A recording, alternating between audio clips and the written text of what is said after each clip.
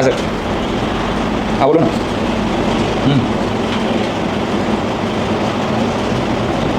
4 से 5 अपने इसमें अनस्टॉपेबल 2। यस यस, यहाँ ना, हाँ ना, रेगुलर सर आपका जो भी। ठीक है, अच्छा ठीक है sir. Yes sir, yes sir.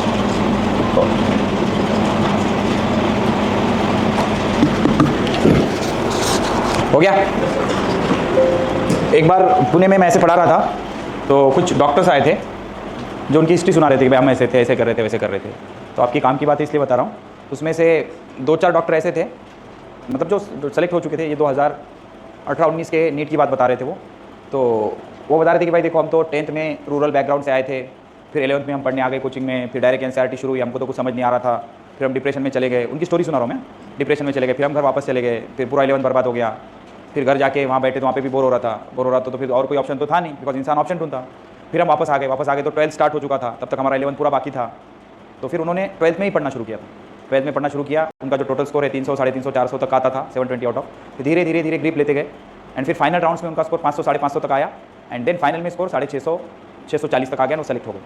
मतलब मैं आपको बताना ये चाह रहा हूँ कि जिस दिन आपके दिमाग में चिंगारी जल गई कि साल आप शुरू करते यार, बहुत हो गया, जान दो, जो हो गया सो हो गया, वहाँ से तुम्हारे अच्छे दिन शुरू हो जाते।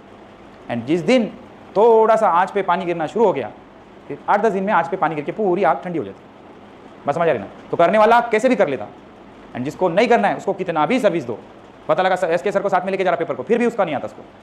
समझ में आ रहा है कि नहीं? तो ऐसी चीज़ें हैं। तो बेटा आप मेरे को नहीं लगता आपको ज़्यादा कुछ बचे वाला है। तो एक ही ऑप्शन बचा है, जितना पढ़ सकते हो उतना पढ़ लो। स्कोर वोर हटाओ, बाजू में रखो उसको, थोड़ी देर के लिए बाजू में रखो। जितना पढ़ सकते हैं, तुम्हारा जितना ताकत है बॉडी के अंदर, उतना जोर लगा के ईमानदारी से पढ़ो, कुछ ना कुछ तो हो ही जाएगा यार। समझ में आ रहा है कि नहीं? वो मुर्दों के जैसा बैठो मत, अरे चुप वो ज़ोंबी के जैसा चुप बैठ रहे हम पढ़ा मास्टर। अच्छा ऐसा ऐसा ठीक, ओके, ऐसा मत करो।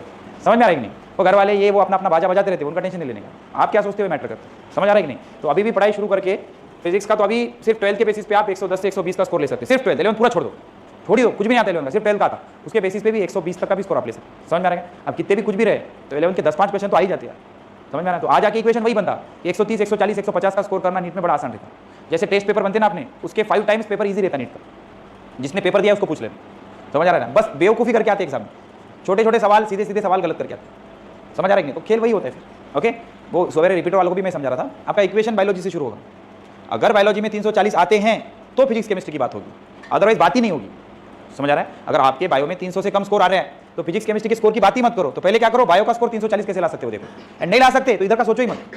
तो फिर तब तक इधर का जो क्लास में जितना पढ़ा रहे उतना समझते रहो, 80, 90, 100, 110 जितना भी आ रहा है। तो पहला काम बायो में 340 लाना, वो कॉन्स्टेंटली रह रहा, तब जाके फिजिक्स केमिस्ट्री का सोचो।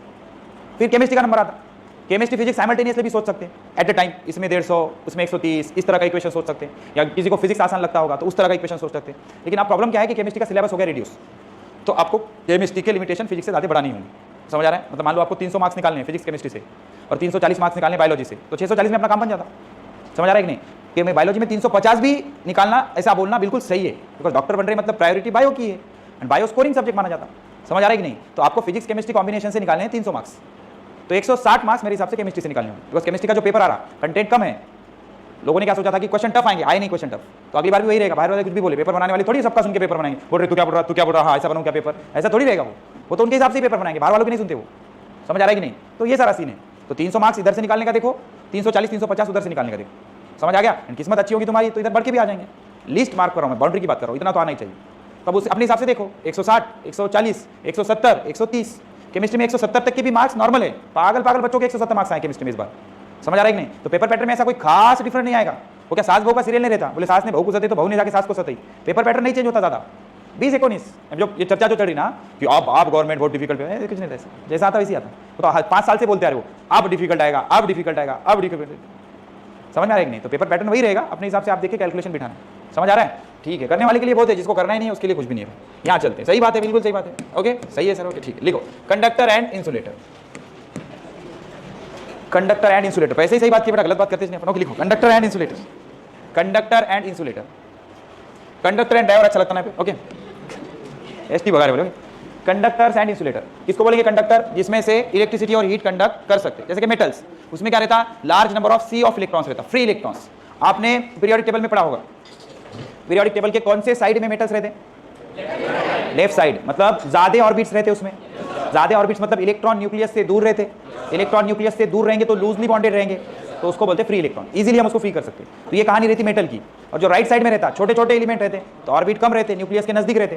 न्यूक्लियस के नजदीक रहते तो बॉन्ड भी न्यूक्लियस के साथ स्ट्रॉन्ग रहता, तो उसको आसानी से हम फ्री नहीं कर सकते। ये कहानी रहती है इंसुलेटर की। समझ आ गया? तो जैसे ही फ्री इलेक्ट्रॉन्स अवेलेबल होंगे तो तुमने पोटेंशियल डिफरेंस लगाया कि ये इलेक्ट्रॉन भागते। समझ आ गया? ये कहानी हम सीखने वाले हैं कहाँ पे? जब इलेक्ट्रोस्टैटिक्स खत्म हो जाएगा तो तुरंत नेक्स्ट टॉपिक कौन सा शुरू होगा? करंट इलेक्ट्रिसिटी, जिसमें हम मेटल को वोल्टेज लगाएंगे। वोल्टेज क्या करेगा? फ्री इलेक्ट्रॉन को भगाएगा, और उससे क्या बनेगा? करंट बनेगा। समझ आ रहा है? तो अभी के लिए तो हम यहीं पे रुकते हैं। Material in which the outer electrons of each atom और molecule are weakly bound and these electrons are almost free to move throughout the body of the material are known as conductor. कुछ बात समझ में आ रही? Chemistry के साथ link हो रहा? मतलब क्या होता है, कुछ मटेरियल ऐसे हैं जिसमें जो इलेक्ट्रॉन्स है वो न्यूक्लियस से काफी ज्यादा दूर है, बिकॉज नंबर ऑफ शेल्स कैसे होंगे उसमें? ज्यादा होंगे, तो वो इलेक्ट्रॉन को हम ऑलमोस्ट कैसा मान सकते हैं? फ्री मान सकते हैं। तो इस तरह के बॉडी को या मटेरियल को क्या बोला जाएगा? कंडक्टर। अच्छा, इसके अपोज में कौन रहते? इंसुलेटर। क्या होगा इसमें? Materials in which electrons are tightly bound. Okay, बचपन का प्यार होगा। Okay, to their respective atoms and molecule. अपने अपने एटम से अगर स्ट्रांगली बंधे होंगे आप तो उसको क्या बोलेंगे? इंसुलेटर बोलेंगे। क्या बोलेंगे? Insulator, known as insulators. Okay, in insulator there are very few free electrons, such materials are called as dielectric. ये बड़ा इंपॉर्टेंट वर्ड है, ये काम आएगा आगे आपको। देखो, कुछ इंसुलेटर ऐसे होते हैं, वो होता है ना जो फ्रेंड बोलते हैं उसको, समझ में आ रहा है कि नहीं? तो such materials are called as dielectric. उसको क्या बोलेंगे? डाइलेक्ट्रिक। मतलब इसको क्या बोल सकते हैं हम? खराब इंसुलेटर। खराब इंसुलेटर, इंसुलेटर मतलब जिसमें बिल्कुल फ्री इलेक्ट्रॉन ना हो। अच्छा इंसुलेटर मतलब जिसमें बिल्कुल फ्री इलेक्ट्रॉन ना हो, एंड खराब इंसुलेटर मतलब जिसमें थोड़े फ्री इलेक्ट्रॉन्स हो, मतलब ज्यादा वोल्टेज लगाने पर इसमें से थोड़ा सा करंट चला जाएगा, तो इसको क्या बोला जाएगा? डाइलेक्ट्रिक। या ऐसे मान के चलो, इंसुलेटर मतलब डाइलेक्ट्रिक, मतलब कैसा इंसुलेटर? खराब इंसुलेटर। और कंडक्टिविटी के एंगल से देखे तो अच्छा इंसुलेटर। मेरे भाई, हमारे पास जो मटेरियल है, हम क्या सोचेंगे कि भाई वो करंट कंडक्ट करे।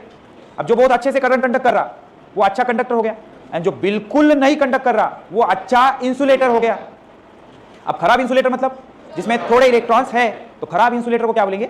डाइलेक्ट्रिक। क्या बोलेंगे? डाइलेक्ट्रिक। ठीक है, कॉपी करो। जैसे डाइलेक्ट्रिक का एग्जांपल है हमारे पास माइका, ससुराल। ओके, माइका मटेरियल होता है, माइका हो गया, या फिर और क्या बोलेंगे इसको? प्लास्टिक हो गया, ग्लास हो गया, ये सारे। माइका जो होता है ना, काफी स्पेशल मटेरियल है। इसमें से हीट जा सकती लेकिन करंट नहीं जा सकता। आपको पता होगा वो जो होता है ना, मतलब आजकल वो आयरनिंग आती, फिलिप्स की आयरन, उसके ऊपर प्लास्टिक का कवर रहता, तो उससे शॉक नहीं लगता लेकिन हीट जाती ना, इसलिए गर्म होती ना वो। ओके, तो माइका एक ऐसा मटेरियल है जिसमें से हीट तो जाती लेकिन करंट नहीं जाती। और आ गया फोर्सर का।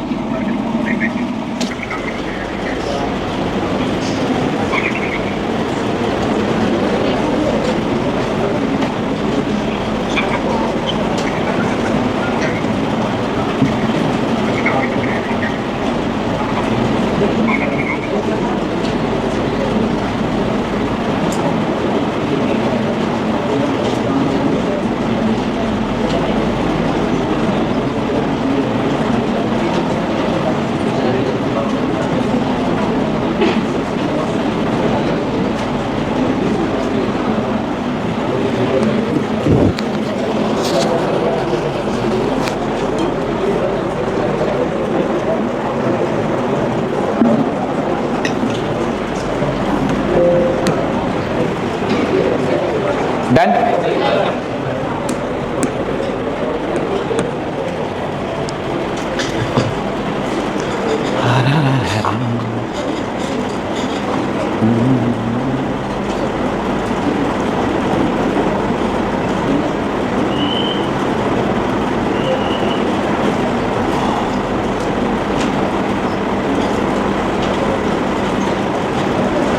हो गया? लिखो रे, जल्दी जल्दी लिखो रे।